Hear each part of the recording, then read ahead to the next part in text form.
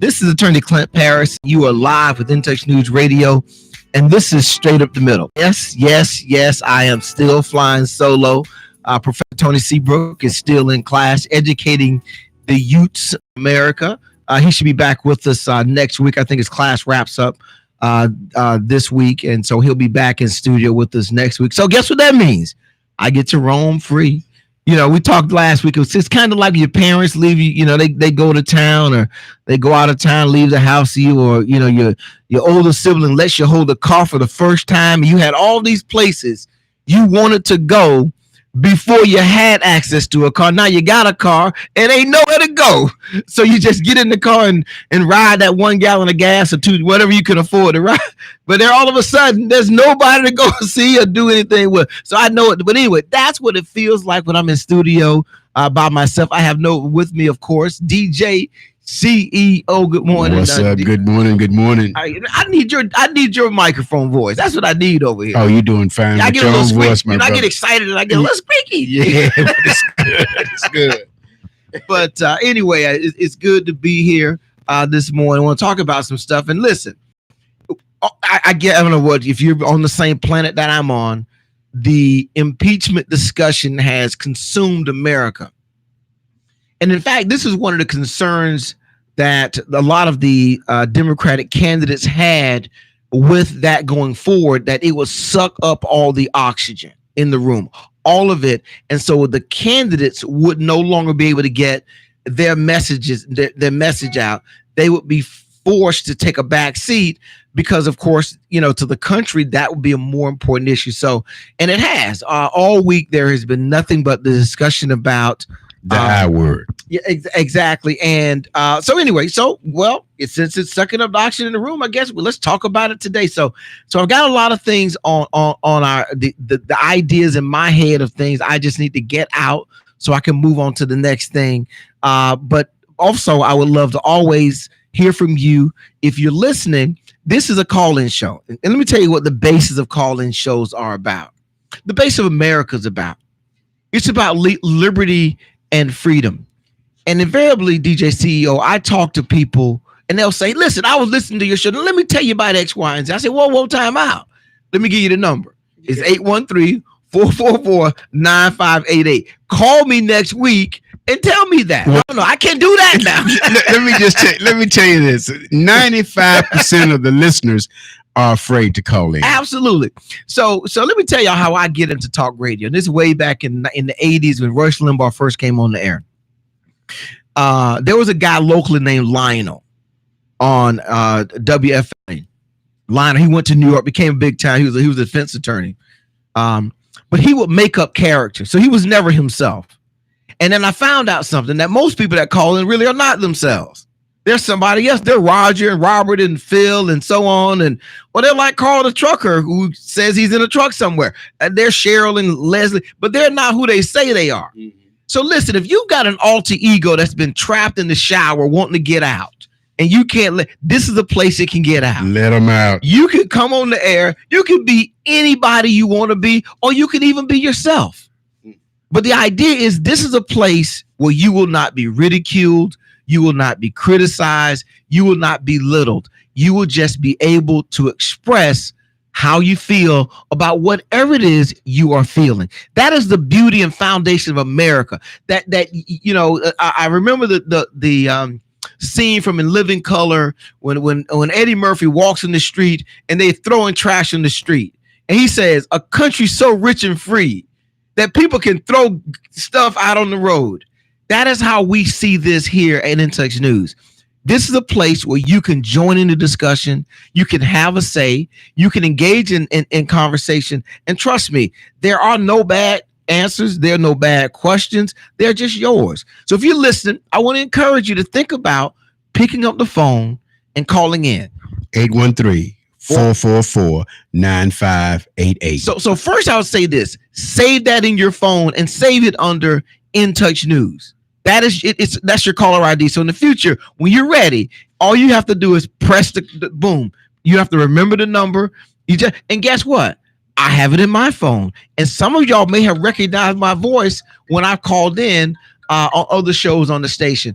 But write the number down so you can call in and participate in our discussion. So here's what I want to start with, and that is a little bit of a history lesson, because America's had very few impeachment proceedings of presidents. I hope nobody who's listening to me remembers when Andrew Johnson was impeached, because that was a very long time ago, and you're a special kind of person if you're still alive back when that happened, way back when. The second time America prepared to impeach a president, because Andrew Johnson was impeached, Nixon was the next president who was in the process of having articles drawn up against him to be impeached when he resigned. So there only been two impeachments in America, and hopefully most of you all were around for the actual impeachment of the second president, which was William Jefferson Clinton, better known as Bill Clinton, affectionately known as Slick Willie. He was the only other president who was actually brought up on articles of impeachment. So let me tell you a little bit about what impeachment is. You know, in monarchies and other government structures, the head person in the political system is really above the law. The king above the law. Of course, not above the law of the people of public opinion, but he was above being prosecuted and things of that nature by the system that existed. So when America created this entity, and we have to remember, when America was created, nobody else had a country that looked like our structure, with the president as an executive, with the legislative branch and a congressional branch, then a judicial branch, three equal branches of government, which were to counterbalance each other. Well, that didn't exist anywhere else in that form or fashion. You had bicameral governments where you had two chambers, but very few places where the any concept where you had these parts to balance against each other. And so there was one of the concerns was, well, what do we do to remove someone from office? And so we were given this impeachment process as a constitutional process to hold leaders in the executive branch and in the judicial branch as well, like in the congressional branch, accountable through an administrative judicial process. That's the best word I can use for it, an administrative process. Let me tell you how it works. If a body like Congress believes somebody has done something wrong, the House of Representatives, their job is to investigate it and then draw up articles of impeachment. That's just the accusations. And they take that through a process in which they go through the information. And as a body, the House of Representatives would then vote on whether to actually impeach, or in a better way to make people understand it is to bring charges, to indict, so to speak. If that happens, the matter moves over to the Senate. The Chief Justice of the Supreme Court, he sits as the judge. And now we have an actual case that's presented to prosecute the actual person that's being impeached. If at the end of that, there's a 2/3 vote of the Senate, and if y'all can count with me, 2/3 of 100 is 67. If you get that 67 vote, the person is then impeached. Okay, so that's it. So first part is charges, allegations. Second part is trial. Okay, allegations, trial. So the first part now is to investigate whether or not to bring the charges. That's where we are now. And that's why Nancy Pelosi used that cute word, impeachment inquiry, which was, most of us have never heard about that. Was her what do you call it? Tactics in line? I mean, did she have a good strategy, is the word? Well, I would say this. I look at Nancy Pelosi like Bill Belichick in football. She has been so savvy throughout her career. I know she's got a strategy. Now, I may not see it, I may not understand. She may not tell me all the pieces because, of course, if you do, you come out and tell people your strategy, you probably need to do a new strategy because they just adjusted what they're going to do. But I think what she saw is, and I'm going to get to this a little bit later, she saw directional change in the country, particularly in the Democratic caucus and in the populace about the support for it. And what she, I think, wants to do, and we'll get to it later, is she wants to get it on the table and get it back off so we can get back to the election. She didn't want this thing lingering around to March or April, and then it hit big. So that's why she went with the so-called inquiry so that they could come up with charges. So now let's go back to Bill Clinton, though, because I went and looked to see, well, what was Bill Clinton impeached for specifically? What specifically did he do? Did he leak secrets to the Russians? Did he steal billions and billions of dollars? What did Bill Clinton do that was so impeachable? Because that's the issue we hear right now. Is it so what is it that he did that was so impeachable? He lied. Now, you're exactly right. And most people think he lied about Monica Lewinsky. Well, that's not what he lied about. He lied relative to Paula Jones' sexual harassment lawsuit. That's why he was being deposed. The thing with Monica Lewinsky, it just came out of nowhere because they had it already. And his mistake was, and I think our president may make this again, is you saw this with Donald Trump. Don't sit down and be interviewed because you're going to be under oath. And if you lie, you're going to end up going. And we've seen that with a number of the people, Mike Flynn situation and some of Cohen. Some of these folks are going to jail because they lied while they were being questioned about the investigation. So Bill Clinton didn't do nothing as president. He didn't have a foreign leader assassinated. He didn't, commit treason. He did nothing in his functionality as president to be impeached. He lied one time. At least once. Yeah, right, exactly. No more than what, 3. Right. So so the two, so they impeached him in 1998 for lying under oath. Mm-hmm. That was one, and obstruction of justice. Wow. That's it. And it was relative to the Paula Jones sexual harassment case. Wow. Nothing to do with being president. Right. Nothing to do with whether or not he was appointing fair judges, whether he was, passing budgets. Nothing to do at all. And the Republicans were happy to do it. They were. So I say that to put context into what we're facing right now. To put context into, because in this context, the allegations about Donald Trump these are functions related to how he's handling the office of president. And what do I mean by that? Let's just touch on 2 quick ones. One, his willingness to involve foreign governments in our political process. If you don't believe me, just roll the tape, and it shows him saying to Russia, if you have Hillary Clinton's emails, America rewards you for showing those. Yeah. He's inviting them to participate. People on his campaign, particularly his son, meeting with someone with the intent to get dirt from a foreign entity. Yeah. So those are some of the things. Now, the second part to it is this. His actions relative to the investigation were consistent with obstructing justice. So we've done a little history and talked about that. So let's talk about when we come back. Well, what does this mean? What does it change? You listen to In-Touch News Radio, reality radio, where everybody can be a star. We will be right back. My name is Gil Sampson. I didn't come from a very rich family, and so paying for college would have been very tough. I don't know if I would have been able to go to the college that I went to, and then I don't know if I would have gotten into the career that I am in. So I think Bright Futures has done a lot to shape my life.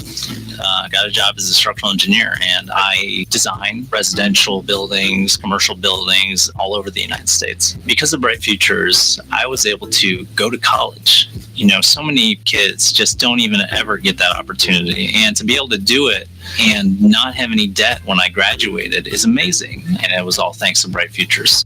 Florida has created more than 1 million jobs in only 5 years, and a great education connects our students to these exciting opportunities. That's why the Florida Lottery has funded Bright Futures scholarships to help over 725,000 students attend college. Because every play is for education. The Florida Lottery. Just imagine. Hi, this is Trina Johnson with Caldwell Banker Real Estate, the real estate agent you've been looking for. If you want top dollar for your home or you're looking to make a purchase, call me at 813-244-6953. Again, 813-244-6953 and let me list your home. Hey, this is Agent Wright, better known as Mr. Clean. You looking for some great barbecue? Come see them two brothers at a grill located at 423 Virginia Street, Charleston, West Virginia. We got ribs, chicken, pulled pork, brisket, collard greens, mac and cheese, baby. Come get some and get you a nice, smooth cigar. 304-550-4431. That is 304-550-4431. Come get some, baby. The Rib Man, mama, the Rib Man. That's a very interesting approach to it. All right, we're back live on In-Touch News Radio, reality radio where everybody can be a star. Good morning and happy Saturday to everybody who's out there listening this morning. So if you're listening to my voice, you can also go to Facebook, go to YouTube, click in Touch News Radio, and guess what? Boom, and you'll see a face designed for radio. Not for video, but for radio. And we are here this morning talking about all things impeachment. Unfortunately, the professor could not be here again this week. He will be back next week. We communicated this morning. He is itching to get in on the conversation. And I told him, hey, listen, sorry. Maybe when I'm out, you'll get a chance to roam and range and say what you want to say. But this morning, I'm freelancing it, talking about all things impeachment. I started with a little bit of historical perspective about the Bill Clinton impeachment, because I think sometimes people forget that was a very narrowly scoped issue. Had nothing to do with his ability to run the office, whether he was appointing fair judges, whether he was fighting to balance the budget, whether he was protecting American interests overseas, and so on and so forth. It was because allegedly he lied under oath during the Paula Jones investigation of a sexual harassment lawsuit that dated back to his time as governor in Arkansas. And of course, that is what it is. So when we look at today, though, what we're looking at with Donald Trump, the question becomes, well, what has Donald Trump done? What has he done that's impeachable?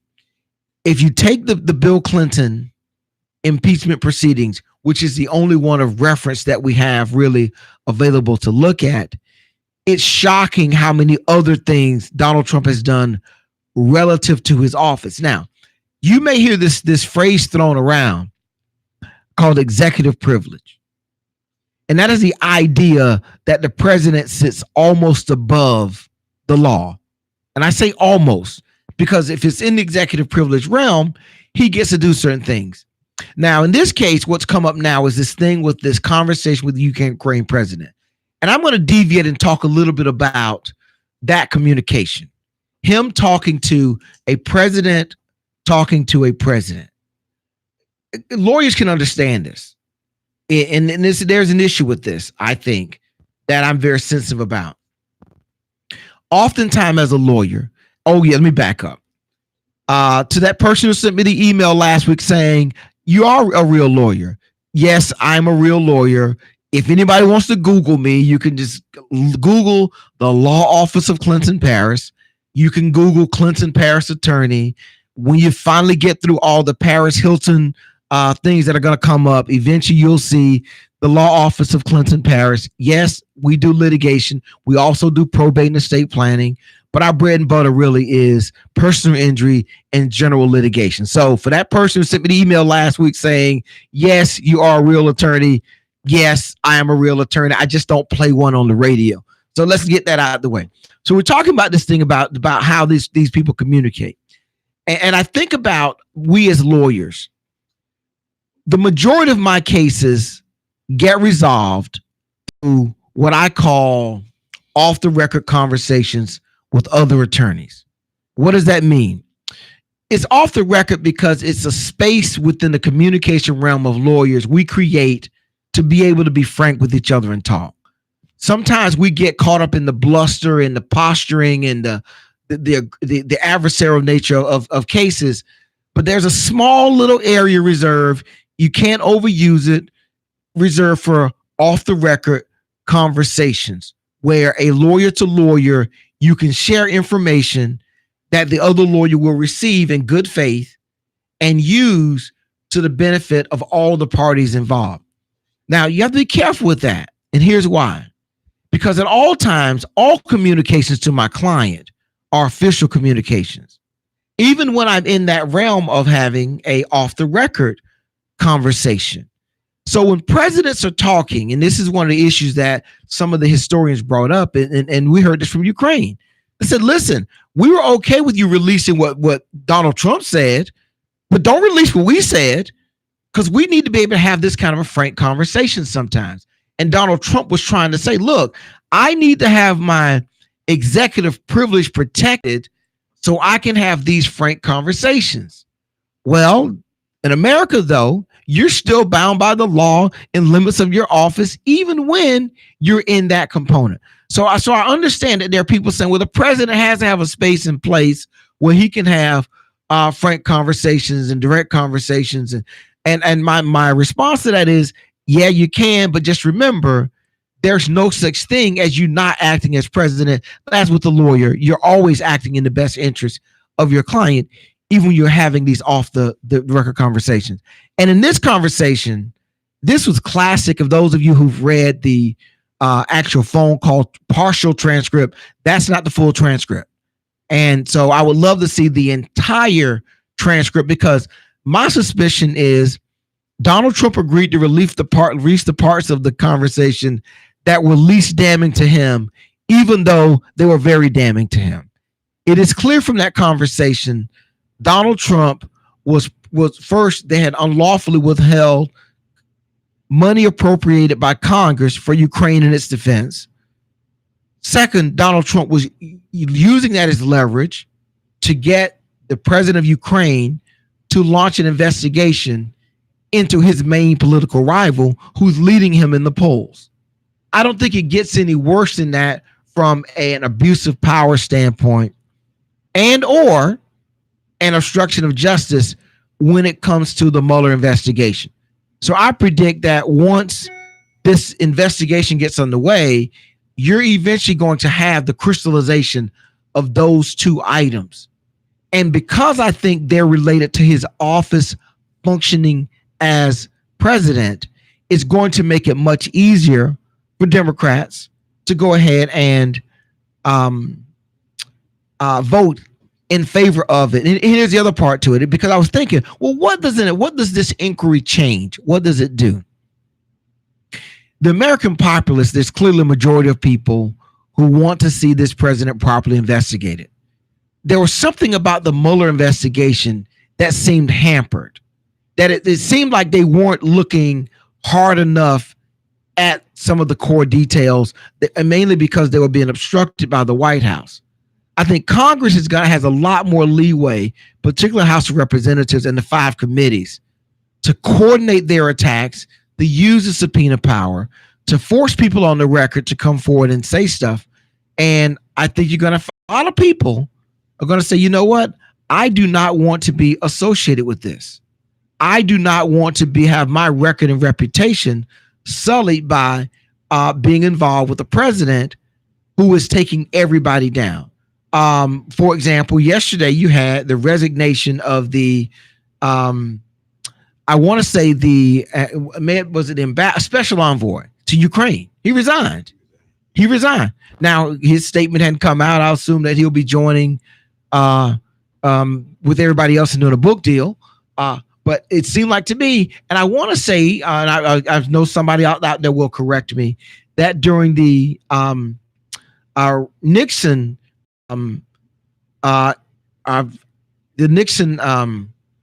impeachment, like 39 or 40 people went to jail.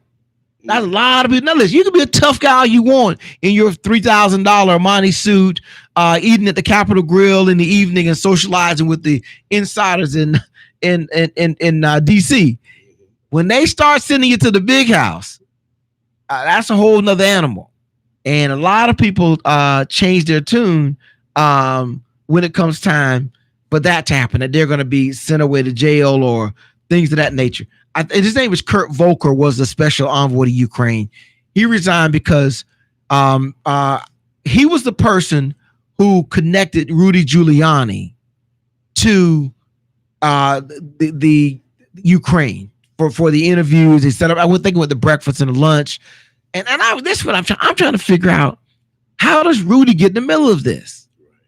How does and here's how I envision it going. Rudy's got his plate's kind of thin, not a lot going on. He thinks, so well, what else can I do after Mueller investigation's over? And he comes up with this I can get dirt on Biden thing.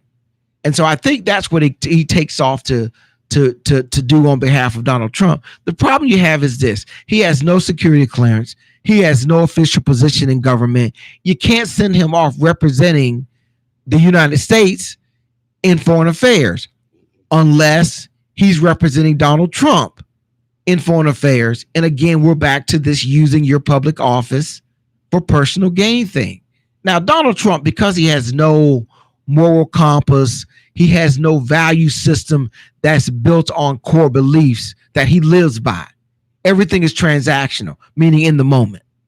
Anything is an option in the moment. And because of that, he can't see the boundaries of relationships in situations like this. This is how Michael Cohen got in a bad situation. Because of Donald Trump, it didn't matter that he put Michael Cohen in a bad situation. It just mattered that he got what he wanted. So what do? He sends Rudy Giuliani off to do this, further making Rudy Giuliani a caricature. So what does this mean, this impeachment thing? What does it mean for our political structure currently?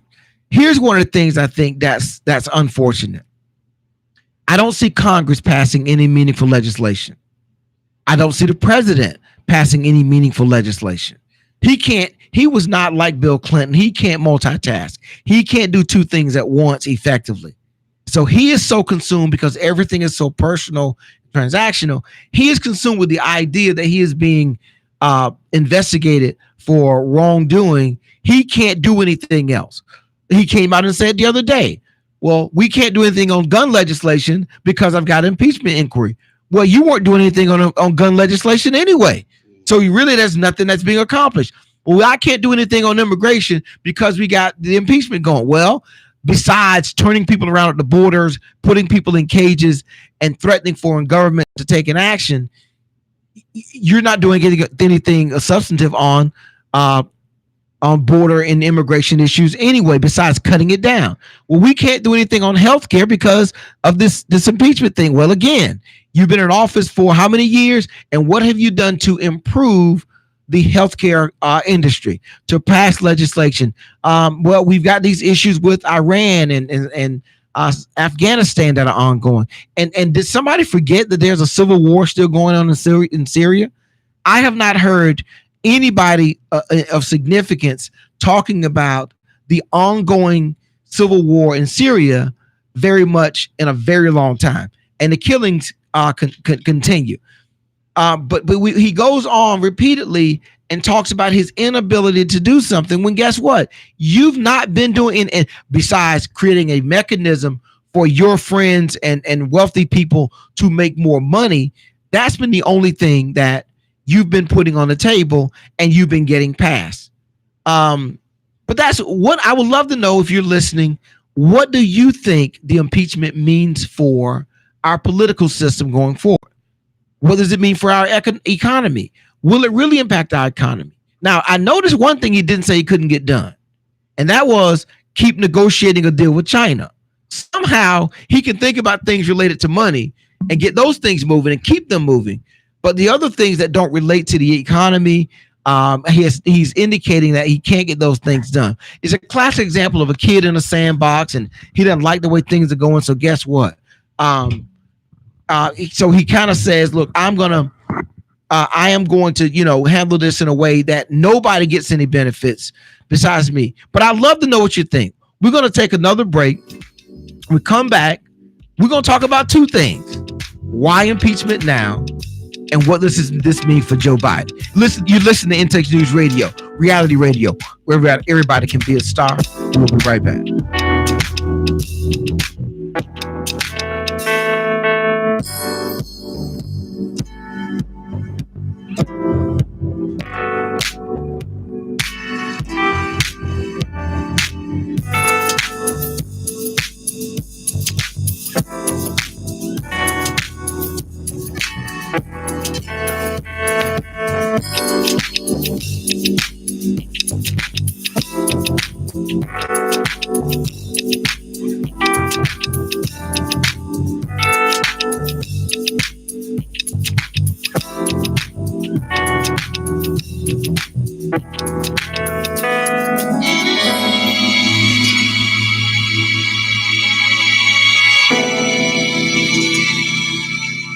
This is Linda Archie with Taya Temple United Methodist Church. Join us every first and third Saturday of the month at the Village Market, East Tampa, 3206 North Sanchez Street.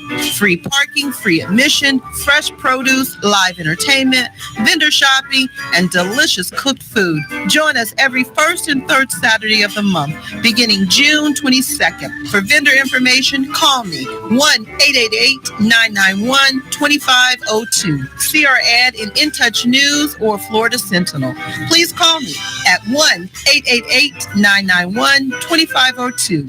The Village Market at East Tampa, 3206 North Sanchez Street.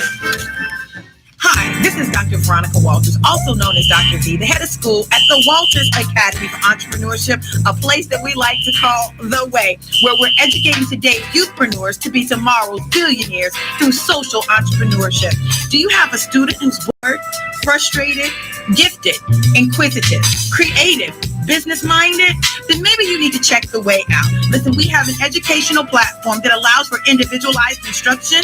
It's strength-based, project-based, and designed to help your students become the absolute best they can while starting their own business and being an entrepreneur. If you're looking for something different and you need to find a more excellent way, then you need to visit us at The Way. That's The Way, www.thewaetampa.org. Or you can call us at 813-603-7923. We look forward to showing your student a more excellent way at The Way. Hey, this is Agent Wright, better known as Mr. Clean. You looking for some great barbecue? Come see them two brothers in the grill, located at 423 Virginia Street, Charleston, West Virginia. We got ribs, chicken, pulled pork, brisket, collard greens, mac and cheese, baby. Come get some and get you a nice, smooth cigar. 304-550-4431. That is 304-550-4431. Come get some, baby. The Rib Man, mama, the Rib Man. Good morning. We're back live here on InTouch News Radio, reality radio, where everybody could be a star. This is your co-host, Attorney Clint Paris, for Straight Up the Middle.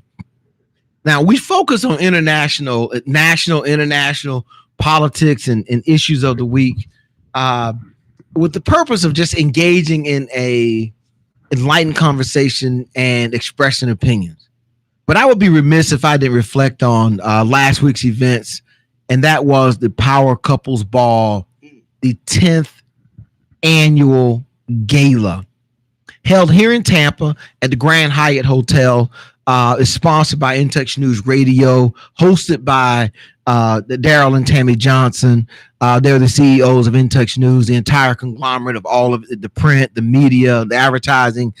They run the whole show in that regard, and they put on this Power Couples Ball, which is a kind of a great thing because we may not appreciate it, but until you saw the fight for same-sex marriages, nobody was fighting to push for marriages in America anymore, and the success rate and divorce rate of marriages has plummeted. The number of children being raised in single families has skyrocketed, and a lot of the fabric that had made America a great moral structure to build and grow, the village that we all oftentimes reflect on, has kind of filtered away. And I think it falls back to a simple concept: love. Embracing it, promoting it, and this is a public way of doing it. You know, we have some, in most churches, you've got a marriage ministry. You got a couples ministry of some sort, but somehow or another in church, they're not encouraging people to date. I don't think that and get married. I don't think they encourage them to get, they encourage them to get married. They don't encourage to date. I don't know, but I don't feel that it's encouraged in our society. And so the Power Couples Ball is great in that aspect. It's a very public venue. I think they talked about there was one couple that was married the longest. I think it was 43 years, if I'm not mistaken, in some months, right? Yes. And then the newlyweds were less than a year, somewhere in there. 2 or 3 months. 2 or 3 months, right? Exactly. And to see that range of people in that room, I would love to see younger singles in that room more so. Younger singles.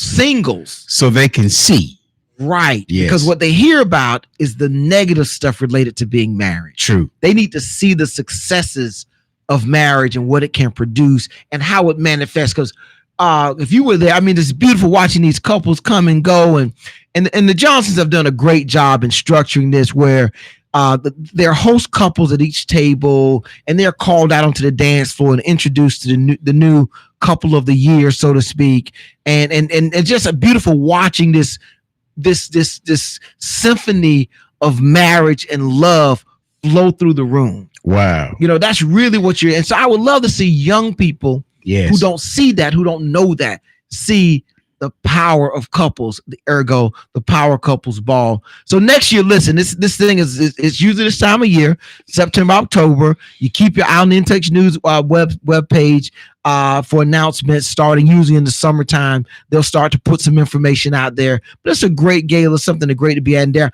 I had a great time at the event. Clint, let me just first thank you and Samantha for being a part of it. Well, you guys have been there every year? Yeah, no, we missed one year. You missed 1 year? We had we won't hold it against you. I'm going to tell you why. We had a Journey into Womanhood coming out event for our daughter. For your daughter. Yeah, I remember. And she's quite the little lady. She's coming along. Yes. So, man, look, this year's ball for me was special in that, one, it was the 10th year, but two, we are beginning to kind of loosen the reins a little bit. You let it grow up. We let it grow up. And so we the Blaylocks, Robert and Michelle Blaylock, helped us to co-host the event this year. They did, and just so you know, they're owners of Zaxby's out in Plant City. Correct. So if you're out there, that's a black-owned business. Good Kappa, good Kappa, brother. Yes. But we and also we just did some things a little differently this year. Yes, we are evolving, but the ball still in and of itself is there to promote marriage, promote family. And I really, really saw it more, I guess, because I was able to sit down in the audience. You know, even though we were still busy, I still had an opportunity to sit down and kind of enjoy the show this year. Great. I saw Monique, attorney Monique Harris. I'm sorry, Monica Harris. Monica Harris. Yes. I'm thinking about the singer Monique because she was singing. Yes. But Monica Harris, she can blow. Yes. She serenaded her husband Keith. Yes. And it was just a beautiful a rendition of what love has to do with it. One of my favorite couples. You're right about it. It was good. Yeah. It was really, really good. And I just enjoyed watching that. And I enjoyed her enjoying herself. Yes. Because she was having a really good time. Well, everybody was. We brought in, we had brought a couple there, George and Lowberry, another great Kappa couple. Okay. And Lowberry is the creator of Reach Up. Okay. She created that. That's wow. Her whole deal. Wow. All what you see with Reach Up. Yeah. Lowberry, her whole creation, she all around the country. And this is their first one, but they went all out. They got a room. Yeah. They were at the hotel early, having cocktails. Yeah. They shut the floor down. That's what's up. And I have not seen George Berry stepping with the Kappas ever before. And he was out there. He was out there. Yeah. He was out there. Yes. I thought the Kappas represented quite well this year. Right, exactly. It was good. Now I was really impressed with Michael Dupree.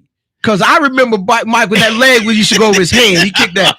But he got out there for the Omegas. And as usual, don't take but 1.5 of them. That's it. Rod, I got it. Got hats off to Rod. Rod Cunningham. He did his thing. Yes. He got out there. And I think his being out there was like, Michael Dupree wasn't going to let him be out there by himself. No, outstanding. It was great. It was a lot of fun. But the other component of it is the support that goes from this event for the Last Mile Scholarship. Oh, absolutely. Named after your son, Braxton Darrell Johnson. And let me tell you a little bit about that. Because it touches, I think people should be creative in how you support folks. Sometimes people only want to support people in a traditional way. Hey, you make straight A's. Here's some money to go with all the other money you got for your straight A's. Tell me about the impetus about the Last Mile Scholarship. So the Last Mile Scholarship is for those that are in their last year or semester of school. Okay. And generally, you get a lot of kids that start but don't finish because life kind of gets in the way. Either they got a job or they got family or they had some kind of a setback.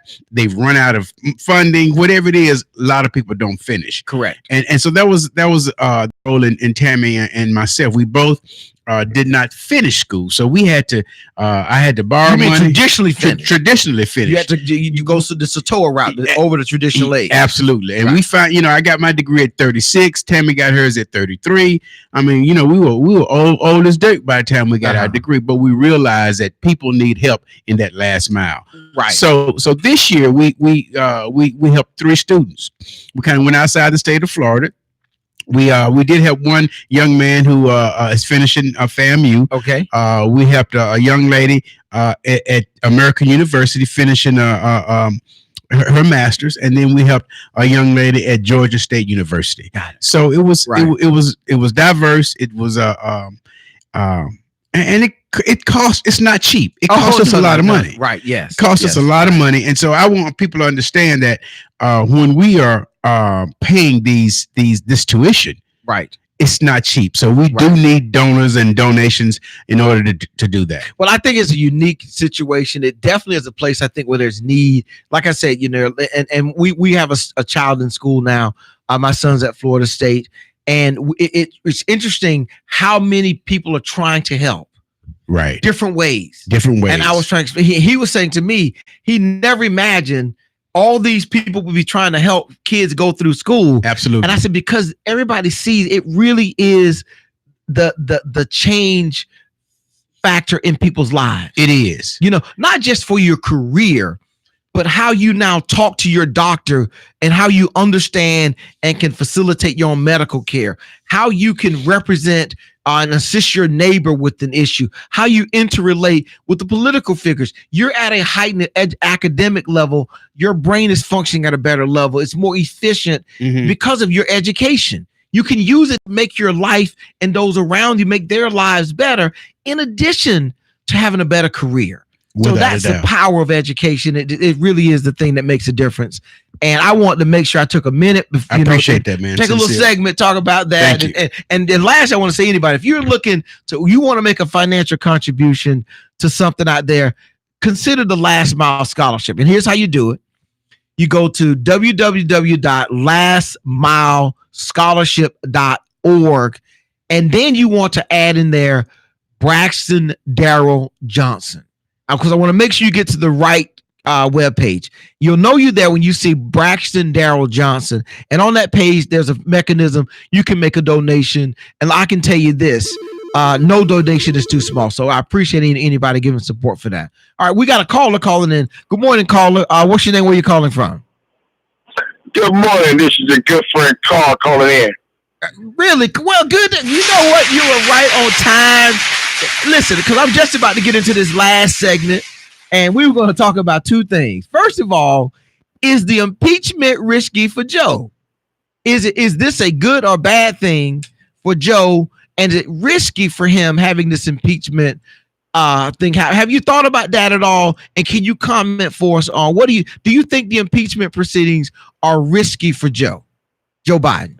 What I think that this is really good for Joe, because the investigation part will show that he had, he was honest in what he was doing or whatever. he didn't commit anything. He didn't do anything criminal. So you have you have confidence that the actual truth and facts will come out. Right. Yes. Right. And this was good. And the impeachment is good. That they can do a full investigation without them stonewalling and everything or whatever, and just as I can show what type of president we have for all the people that's on Trump. You know, that's on Trump or whatever, and it will shed a light on his administration. Well, okay, all right. A whole bunch of, yeah. So that opens up two more questions. Then I have for you, if you don't mind me. I know you called us. So you don't mind me asking you a couple questions, do you? Right. Yeah. Go ahead. Okay. The first question is: do you trust the media to get out the truth about Joe Biden and the investigation? Yeah, that would be another sideshow because you know you have the media that's a twist and spin things and whatever. Some of them are pro-democratic, some of them are pro-Republicans or whatever. So you know it's gonna be up to the people to really decide. You know, kind of keep to the facts here. So my concern is, you know, everybody complains about the media and the media being untruthful and all that kind of stuff. So the second part of that question is, if the media is accurate, do you trust the American people to actually become informed about it, to get the truth? Or will they just get sound bites and headlines? Yeah, they're gonna get sound bites and headlines, but you got some people that's gonna be diehard. They're going to be diehard Biden, or they're going to be diehard Trump, or they're going to be diehard Elizabeth Warren. You know, people they like who they like for whatever reason. And whatever I say or whatever the news or whatever they read or whatever is not going to change that. I mean, because you got race that plays a big deal in it. Well, I mean, I agree with the fact. I mean, America, we do have an issue of race running through almost anything that we do. But my concern is, and I'll tell you, it jumped out at me. I went to a lunch this week with a colleague, and as we were sitting there, something hit the TV, and it said something about impeachment. And my colleague looked up and said, "Well, what's impeachment? What the heck is that about?" And just kept on eating. And it dawned on me, everybody's not really paying attention to this stuff with the detail and substance that other people are. And that's why I asked that question. Will people just hear Joe Biden being investigated, and that's it? And now they conclude they investigated. Well, he must have did something.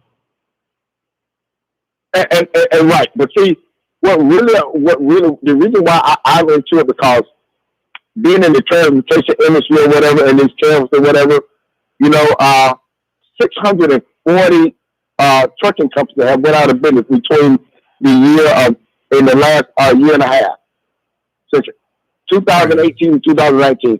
640 trucking company. Now, what's that? Is that economy related, or what? Why is that the case? What you mean? People aren't buying, not enough commerce. What's happening?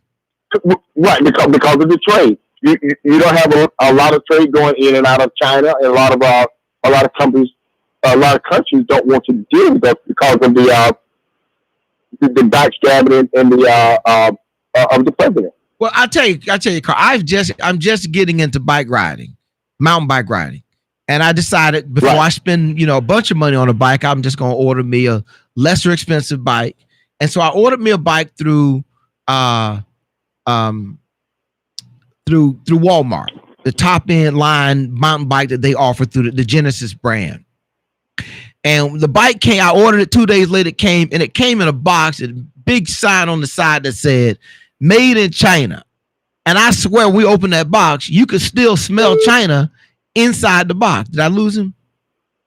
But what I'm saying is there is trade going on, and it may not be to the level that it used to be, but we got another caller on the line.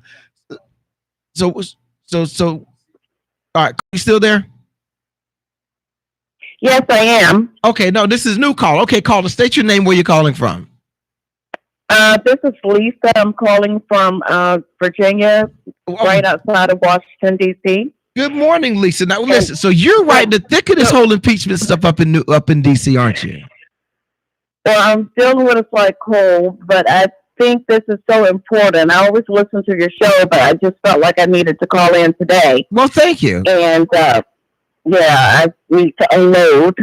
Okay. But I don't think you should even consider if it's risky for anyone at this point, because this will set a new precedent for whoever is elected as our president for the next term, even if it's Trump or someone else, that there's no limit to the corruption now that we will have in the White House. And if you value the Constitution, then this should not be about what your party affiliation at this time, in my opinion.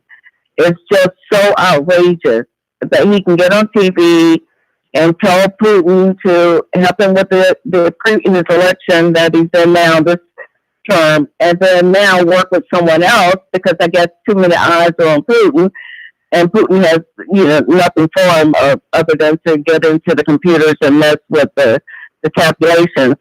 So he's going to Ukraine for assistance. Well, let me and ask. I think that I don't know if you saw the interview with Mitt Romney earlier in the week, and it's just he said it's about power, and some people want to be in power so much to get there to get whatever is on their agenda passed, or to get other racist judges on the Supreme Court, that it doesn't matter what Trump does. And it's really sad that we've gotten to this place in America. I know DOJ used to send the Civil Rights Division, used to send lawyers around the country during elections to make sure we had fair elections. And now he is doing stuff that's really clear and obvious that, and nobody's stepping up. I also think that he probably has dirt on most of those Republicans, and they're afraid of him.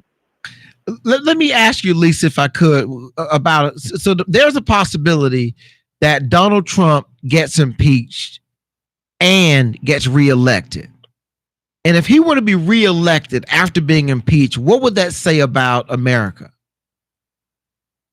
Well, if a Democratic president is elected after that, you can't say what it says about America is that we've lost our way. And whoever is in office now, what are you going to do if it's a Democratic president if he does the same thing? And now we're getting foreign countries to help with our elections. Well, I think it just says that we're probably going to be a monarchy eventually, or have a king, or whatever. I would hope not. It just says that we've lost our way. Right. That the Constitution doesn't even matter anymore. Well, hopefully that won't be the case. If you can't win on your own, then you should not be trying to run. And I know that doesn't make sense now in today's politics. But you actually are so afraid that you're not going to win on your own. You're going to ask another country to help you because the previous country helped you get elected. I think you point out, and it brings up one of the most important factors, I think, more so than politics, and that is an understanding of the values of the people that we elect. This guy was elected on certain things he said and whatnot, not based on the values that he espoused. And that's with that Access Hollywood tape and all this other stuff that he had going on. And now we're suffering the consequences. Well, I thank you so much, Lisa, for listening in this morning and calling in. Appreciate you listening in all the way from Virginia. We lost Carl out there. So, I think Carl. Oh, no, I'm sorry, Carl. That's okay. Don't worry. No harm, no foul. But I appreciate you listening in, Lisa. I appreciate you calling in. Please continue to listen in, and hopefully we'll talk again soon. Thank you. Thank you very much. And please tell the professor he should have been brave enough to come in. Whoa!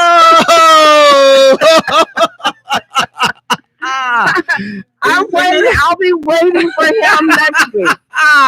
Whoa! One for the Progressive Fan Club. Bye. Thank you very much, Lisa. You guys appreciate have a great day. You too. Bye-bye. You too. And get better with that cold up there, Lisa. Well, thank you very much. We lost Carl. I was just trying to get to this thing about, because I know, he's a Biden guy. He comes in as a Biden guy way back when, and maybe he's in that truck. He may be going over a mountain or through a tunnel somewhere, so we may have lost him. But listen, I appreciate everybody for listening in. I really appreciate callers. I mean, this is like a highlight of my week.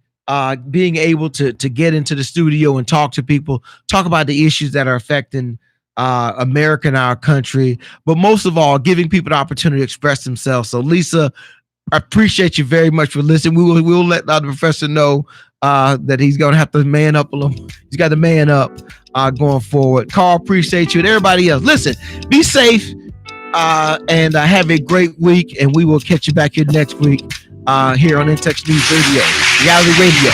Everybody can be a star. See you.